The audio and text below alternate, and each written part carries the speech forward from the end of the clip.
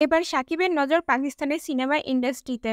ঢাকায় চলচ্চিত্রে শীর্ষক নায়ক শাকিব খানের সুখ্যাতি ছড়িয়ে আছে আন্তর্জাতিক অঙ্গনেও। তারা সর্বশেষ মুক্তিপ্রাপ্ত ছবি তুফান নিয়ে কুড়িয়েছেন ব্যাপক প্রশংসা, পেয়েছেন ব্যবসায়িক সাফল্যও। এরই মধ্যে আরব আমিরাতে গোল্ডেন ভিসা হাতে পেয়েছেন শাকিব। সে সময় দুবাইতে অবস্থান করা এক ইউটিউবারের মুখোমুখি হন শাকিব। সেখানে চলচ্চিত্র নিয়ে তার বিভিন্ন পরিকল্পনার কথা জানান তিনি।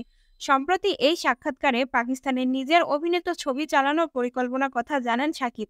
এছাড়াও দেশটির সিনেমা ইন্ডাস্ট্রিতে কাজ করার আগ্রহ প্রকাশ করেন তিনি। শাকিব বলেন, আমার পাকিস্তানে কাজ করার ইচ্ছা আছে। একসঙ্গে কাজ করতে পারলে তো ভালোই। তারাও বাংলাদেশে আসবেন, আমরাও একসঙ্গে কাজ শুরু করব। কিন্তু এখন পাকিস্তানে ছবি মুক্তি করাটাই আমার পরিকল্পনা। মেগাস্টার বলেন, বাংলাদেশ ও পাকিস্তানে দুই দেশে একটি সময় চলচ্চিত্র নিয়ে অনেক কাজ করেছে। আমরা একসঙ্গে কাজ করেছি। দুই দেশ মিলিয়ে শবনম ম্যাডাম, নাদিম জি, ইনারা একটা সময় কাজ করে গেছেন, বাংলাদেশে তাদের সুখ্যাতিও ছিল। এছাড়া বাংলাদেশের বহু শিল্পীও পাকিস্তানে কাজ করেছেন।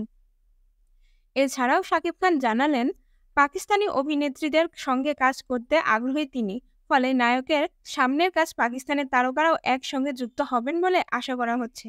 সাক্ষাৎকারে মেগাস্টার বলেন, আমরা একসঙ্গে আবার শুরু করব। আমি যখন পাকিস্তানে কোনো কাজ দেখি তখন আমরা শেয়ার করি, একে নিয়ে এমন কাজ করতে চাই, অমুককে নিয়ে করতে চাই। আমি পাকিস্তানি অভিনেতা অভিনেত্রীদের সঙ্গে কাজ করতে চাই। একের পর এক ব্লকবাস্টার হিট সিনেমা দর্শকদের উপহার দিয়ে চলেছেন শাকিব। প্রিয়তমার পর তুফান নিয়ে মেতেছেন দর্শকরা। রাজকুমারও আছে দর্শকপ্রিয় সিনেমার তালিকায়। খুব শীঘ্রই প্রেক্ষাগৃহে আসছে দরদ।